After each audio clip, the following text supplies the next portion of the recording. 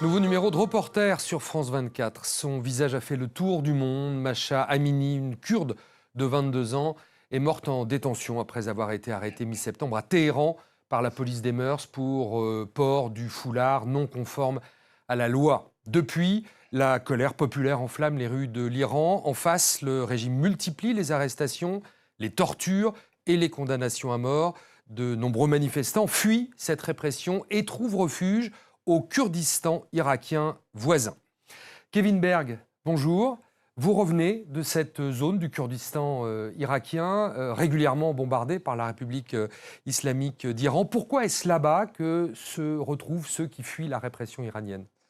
Eh bien, ils se retrouvent là-bas pour plusieurs raisons. D'abord, parce que le Kurdistan irakien, c'est finalement la région la plus démocratique, où les droits de l'homme sont le plus respectés dans cette zone, qui est quand même entourée par l'Iran, l'Irak et la Syrie.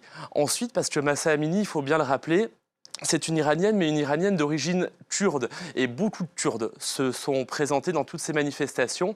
Et c'est pour eux la voie la plus rapide et la plus facile pour trouver refuge dans une région où on parle la même langue qu'eux et où on les accueille pour prendre soin d'eux et surtout pour les protéger du régime iranien. Alors on va découvrir ce reportage, Les Exilés, réalisé par Kevin Berg, et puis on vous retrouve juste après.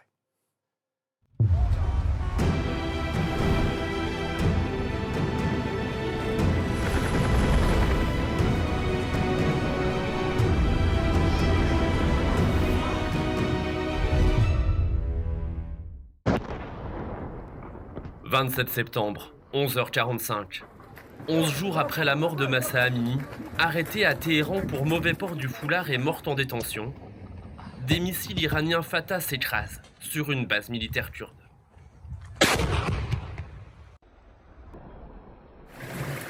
Même scène il y a quelques jours, cette fois ce sont des drones kamikazes iraniens qui frappent.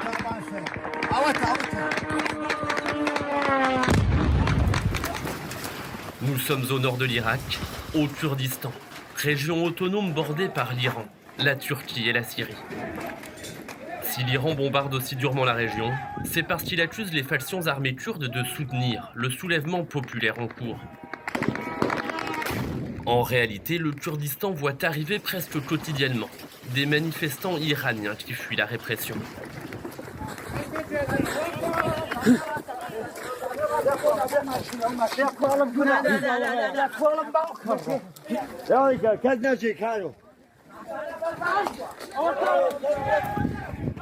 Le Kurdistan est désormais le refuge de ces nouveaux exilés de la révolution. Et il en paye le prix. L'homme au visage ensanglanté, c'est lui, 3 jours après l'explosion. Le commandant Peshmerga Rebaz a eu beaucoup de chance cette fois. On a été bombardé sur toute cette zone. Mes amis sont venus me chercher et ils ont réussi à me faire sortir d'ici.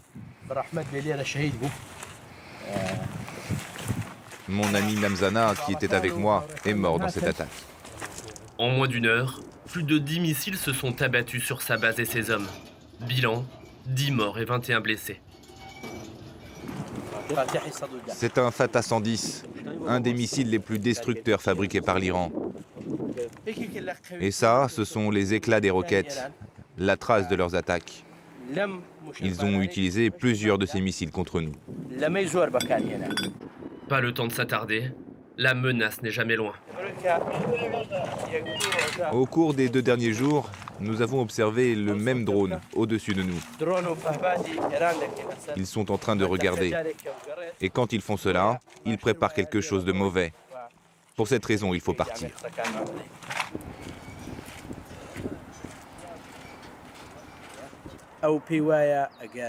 L'Iran pense qu'en nous attaquant ici, cela aura un impact sur les manifestations à l'intérieur de leur pays. Mais nous avons soutenu ces manifestations et nous n'arrêterons jamais. Nous les soutiendrons de plus en plus. Nous recueillerons tous les gens qui ont été blessés dans les manifestations en Iran. Parmi ces manifestants qui ont fui l'Iran, il y a Hadar, 18 ans. Ce jeune Iranien d'origine kurde vient tout juste de rejoindre les Peshmerga.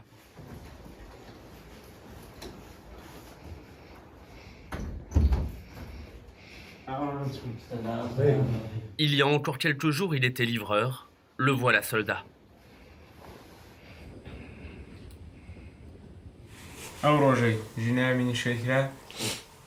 Le jour où Marsa est morte, les manifestations ont commencé. Je ne pouvais pas rester sans rien faire. J'ai senti que je devais aller manifester. La police l'a tué à cause de son voile.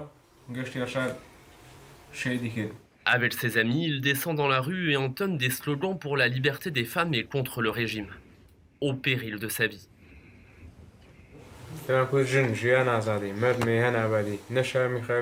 On criait « Femme, vie, liberté, à mort Khamenei ». Puis un jour, pendant une manifestation, on m'a arrêté. Et je suis allé en prison pendant 7 jours.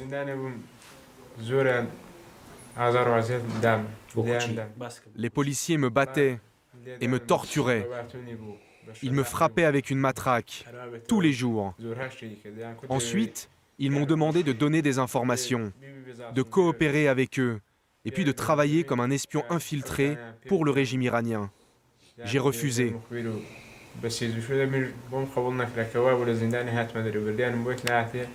En Iran, critiquer le pouvoir peut être puni de mort. Hadar, lui, a été torturé.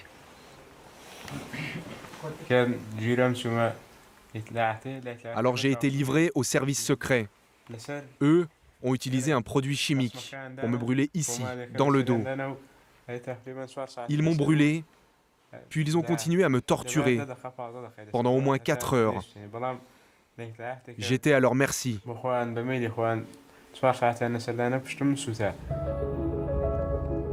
Face à la brutalité du régime, des Iraniens de plus en plus nombreux, comme Hadar, passent la frontière pour rejoindre les commandos kurdes et faire tomber le régime des mollahs. Parmi eux des femmes, bien décidées à en découdre. Pour les retrouver, il faut traverser ces montagnes, rejoindre un lieu tenu secret, à quelques kilomètres seulement de la frontière iranienne. Au cœur de ce commando expérimenté, deux nouvelles, Sadia 18 ans et Nour 25 ans, se forment au maniement des armes. Toutes deux iraniennes, l'une est kurde, l'autre non. Elles sont arrivées il y a 2 semaines et sont recherchées par les autorités pour avoir manifesté. Devant notre caméra, elles doivent couvrir leur visage. Leurs familles sont encore en Iran.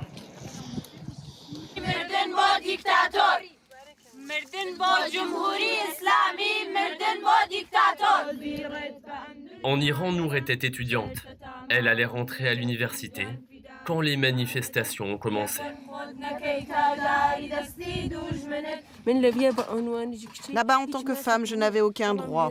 Ici, ils m'ont donné une arme et me voilà peshmerga. Je suis ici pour défendre des droits que je n'ai jamais eus auparavant. Comme Nour, Sadia a laissé des proches derrière elle. Un choix difficile, aux conséquences lourdes. Depuis que j'ai rejoint les peshmerga, ma famille en Iran subit des menaces et des pressions.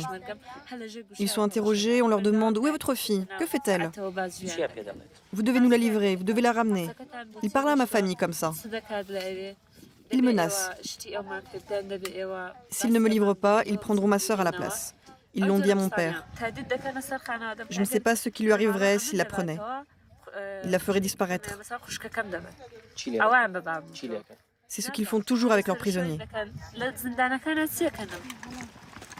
Pour ne pas sombrer, les filles s'entraînent dur.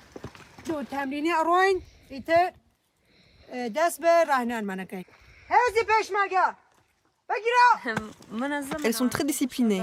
Je veux être comme elles. Sous son apparence résolue, Sadia, blessée à une jambe par un coup de matraque, n'est pas très sereine. Je veux accompagner mes amies, me battre. Elles vont se battre pour notre patrie. Je veux être avec elles. Je veux faire partie de ce groupe.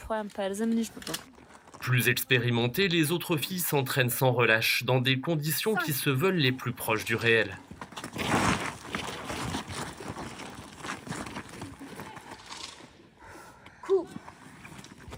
Les exercices s'enchaînent toute la journée et se terminent toujours par un chant patriotique.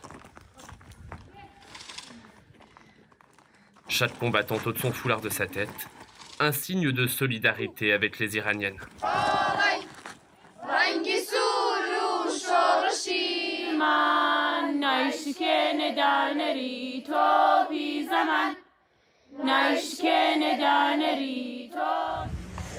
La liberté, mais surtout la paix. C'est ce que cherchent ces familles iraniennes qui ont quitté leur pays à la hâte. Elles sont installées dans des habitations de fortune, isolées et au confort sommaire. Eux ne prennent pas les armes, ils résistent en silence.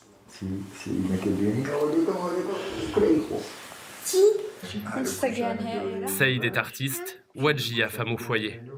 Ils ont fui l'Iran il y a une semaine avec leur fils, après avoir été repérés pendant une manifestation. Ma femme a peur de parler parce que notre famille est à la merci des autorités iraniennes. C'est pour ça que notre visage est couvert. On ne peut pas être exposé pour ne pas mettre plus de pression sur notre famille en Iran. Le régime là-bas est pire qu'Al-Qaïda. Terrorisée par le régime qu'elle a fui, Wadjia a mis du temps à nous parler.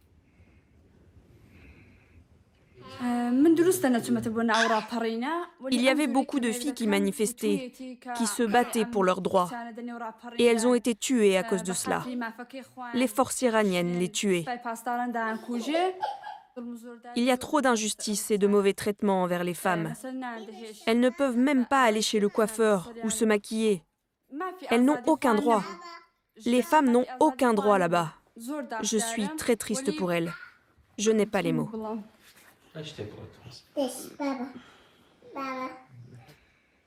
Saïd et Wadjia craignent des représailles.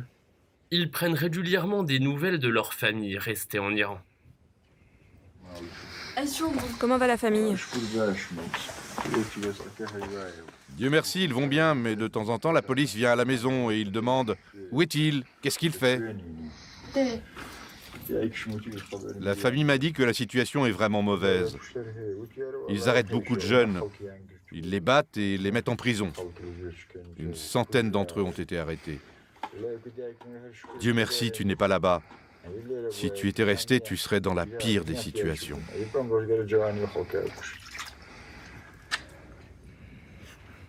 Avant de nous quitter, Wadjia nous demande de la filmer une dernière fois, de dos, pour ne pas risquer la vie de ses proches.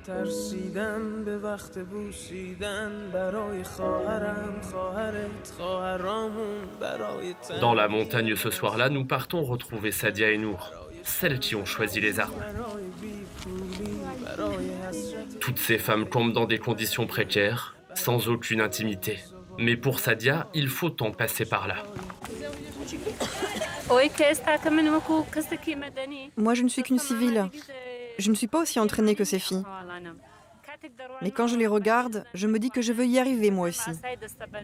Et ça me motive pour continuer à m'entraîner. La bataille que l'on mène ici est pour toutes les femmes du monde. Elles devraient avoir les mêmes droits partout. En attendant de retourner en Iran pour se battre pour leur liberté, elles finiront cette nuit comme toutes les autres, avec un poème adressé à l'Iran, leur pays.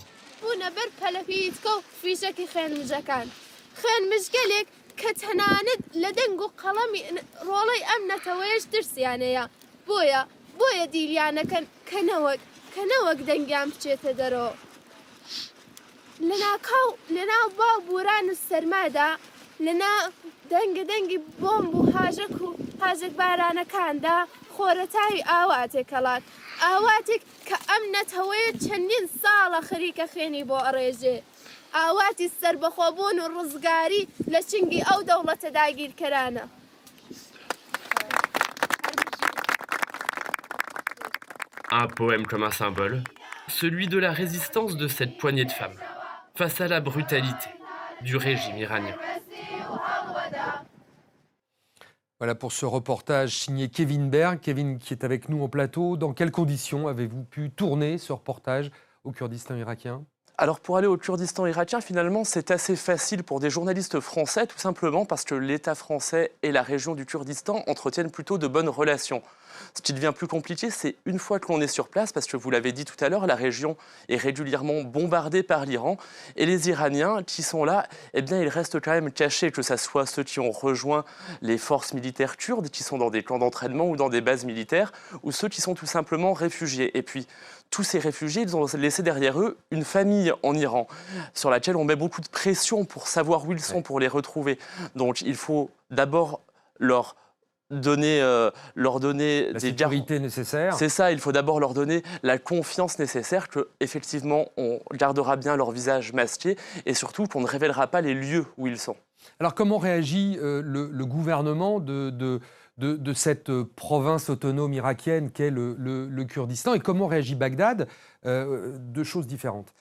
Eh bien, pour ce qui est du Kurdistan irakien, eux, ils sont plutôt ravis d'accueillir ces réfugiés. D'abord parce qu'ils luttent contre le régime iranien depuis plusieurs décennies maintenant, et aussi parce qu'ils ont soutenu ces manifestations dès le début, dès la mort de Mahsa Amini. Donc pour eux, c'est une bonne chose d'accueillir ces réfugiés, d'abord pour les mettre en sécurité. Ce sont beaucoup de réfugiés kurdes qui sont de la même ethnie finalement qu'eux, et puis aussi parce que certains viennent rejoindre leurs forces militaires pour combattre le régime iranien. Donc pour ce régime kurde irakien, eh bien c'est une bonne chose. En revanche, pour Bagdad ? Pour Bagdad, c'est plus compliqué parce que l'Irak entretient plutôt de bonnes relations avec l'Iran qui met une énorme pression à l'Irak pour intervenir dans cette zone du Kurdistan irakien, augmenter les contrôles, stopper cet afflux de réfugiés. Mais d'un autre côté, l'Irak, eh bien, ils ne peuvent pas non plus vraiment s'introduire dans le Kurdistan irakien parce que au Kurdistan irakien, on a des militaires peshmerga formés, habitués au combat et intervenir, ça serait finalement peut-être créer un conflit interne à l'Irak. Et ça, ils veulent l'éviter. Donc l'Irak, il se retrouve dans une position vraiment... ils doivent marcher sur un fil. Kevin Berg, de retour du Kurdistan irakien. Merci beaucoup, Kevin. C'est la fin de ce magazine. Merci à vous de l'avoir suivi. Et on se retrouve la semaine prochaine pour un nouveau numéro de Reporter sur France 24.